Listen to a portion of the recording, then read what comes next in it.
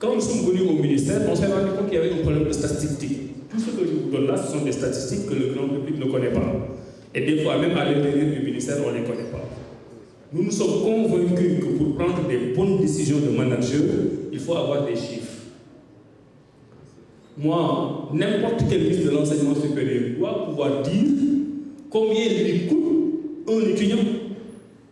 Ou alors, pour être plus correct et conforme à notre état d'esprit, combien on investit sur un étudiant. C'est ce travail-là que nous avons fait sur les 2 derniers mois. Et les résultats, qui sont plus détaillés que ça, vont nous permettre de très bien flécher les nouvelles réformes qui vont arriver.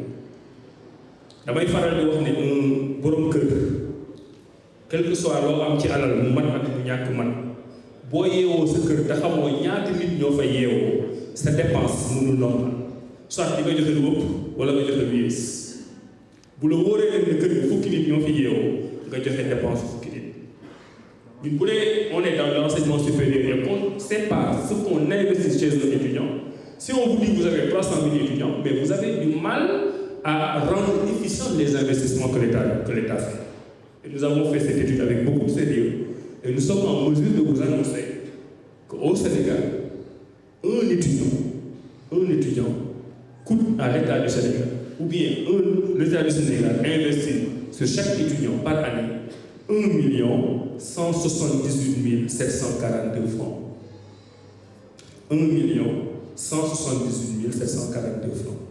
C'est l'investissement qu'on fait sur un étudiant par année. En moyenne, il y en a qui sont beaucoup plus que ça dans les écoles d'ingénieurs, il y en a qui sont beaucoup moins que ça. Et vous voyez, on vous donne la courbe de l'évolution du coût d'un étudiant sur les années.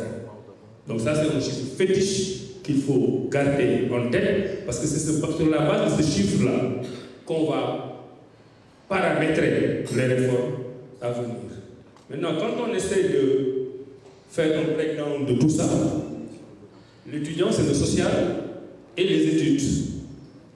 Le social, c'est le restaurant, ce sont les bourses, c'est la prise en charge médicale, etc. Et le pédagogique, c'est tout ce qui se passe dans les facultés et dans les UFR.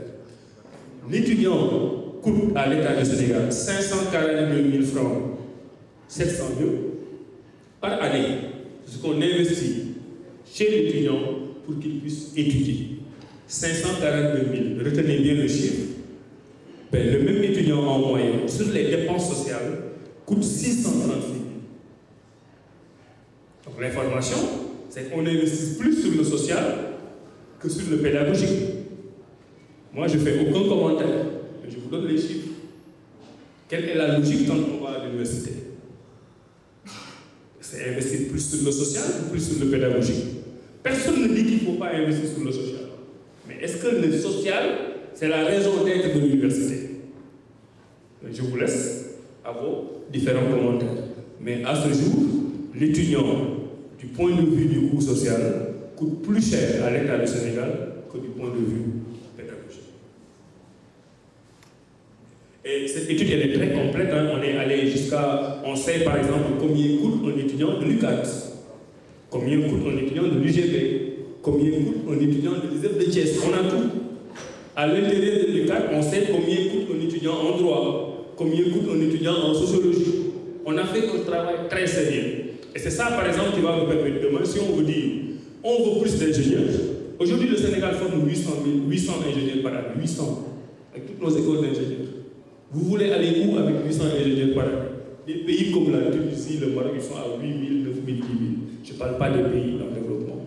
Donc ça, c'est une étude qui nous donne des chiffres clairs, très précis, qui nous permettent de paramétrer les réformes à venir pour les aligner aux objectifs de l'agenda national de transformation